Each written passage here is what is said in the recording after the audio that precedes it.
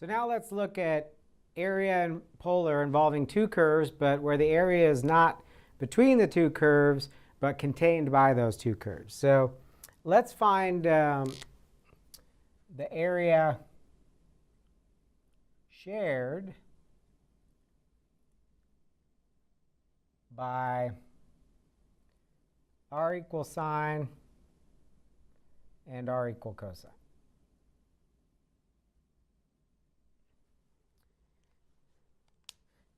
So let's draw our picture. Remember, those were our two circles, right? They extended out to 1 from the origin out to 1 on the x, and from the origin out to 1 on the y. And if you can't remember which is which, just look at where they start. For example, when you're at theta equals 0, cosine's 1. So you're out here on the axis. So that must be cosine over there. So let's draw that one first.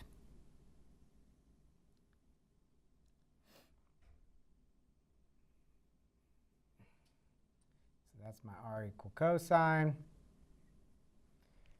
And sine starts at 0, right, and doesn't get to 1 until pi over 2.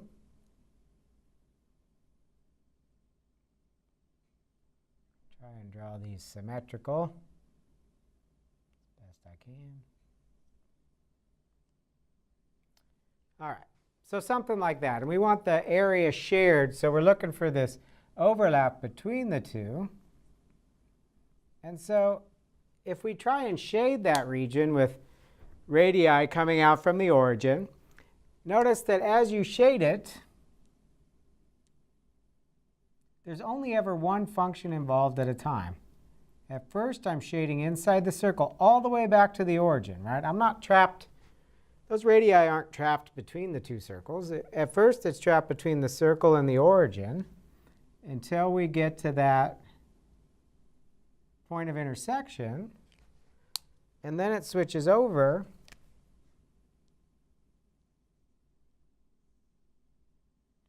and you're trapped between the r equal cosine curve and the origin. So it's only ever one curve at a time. So it's not a subtraction situation. It's not a bigger minus a smaller. It's an addition situation. It's that pink area plus that green area there. So we're actually going to accomplish this by the sum of two areas. So what would that be? At first, we start at the origin, and what is that for sine? That's when you're at theta equals 0, right? So at theta equals 0, you're at the origin, and you're going to come around to that intersection point, which is when these two are equal. So when is sine theta equal to cosine theta? Well, lots of times, but this first instance here in the first quadrant is when theta is pi over 4, right? So we're talking about pi over 4 right there, where they intersect. So from 0 to pi over 4, we're inside the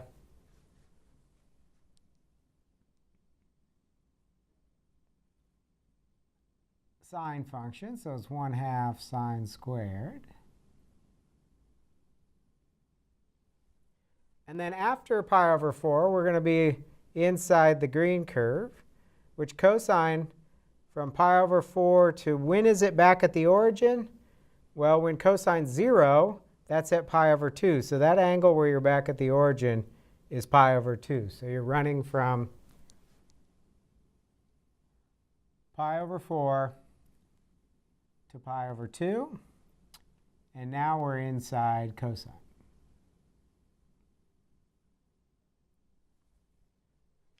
So we really need to understand the difference between these two types of areas. That previous one where you were trapped, as you drew those radii, they were going from one curve to another. But as you draw the shading here, and this is the importance of shading using those radii, it'll tell you the story of what's going on.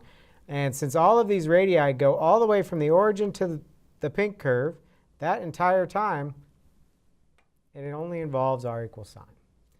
Then after pi over 4, it only involves r equal cosine. So there is no subtracting out. So we've got our integral set up. And in these situations, you're not going to be able to combine them, right? Because they're different limits. So you're going to have two separate integrals. Now this particular example, we're lucky because there's a symmetry, right? These two circles are actually symmetric about the line y equal x, right? Because it's just a 90-degree rotation. So we could take advantage of symmetry and find, say, just the pink region because the green region is the same. And I'm going to do that because I don't want to have to do two separate integrals. So I'm going to do twice this one. So this should be the same as twice the integral from 0 to pi over 4 of 1/2 sine squared theta d theta. The 2 and the half will cancel. But when I do my identity on sine squared, I'm going to pick up an additional half, right? That's from the identity. So these are gone. When I do the identity on sine squared, it's 1/2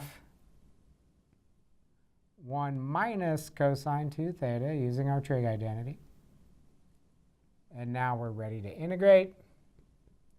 1/2 times theta minus 1/2 sine 2 theta.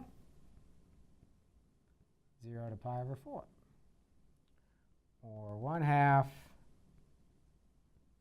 pi over 4 minus pi over 4 into here is sine of pi over 2, which is 1. That's a half. Minus 0 into there is 0. 0 into there is 0.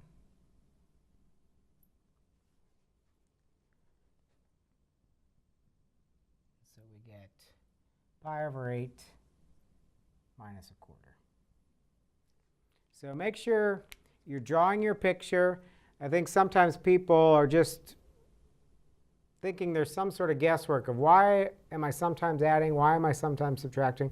It's really just a matter of what area you're looking at, and if you sketch it and shade it with those radii, you should be able to tell, am I adding regions together? Does my bounding curve just switch at some point? Or am I always bounded between two curves? That's the difference between these two situations.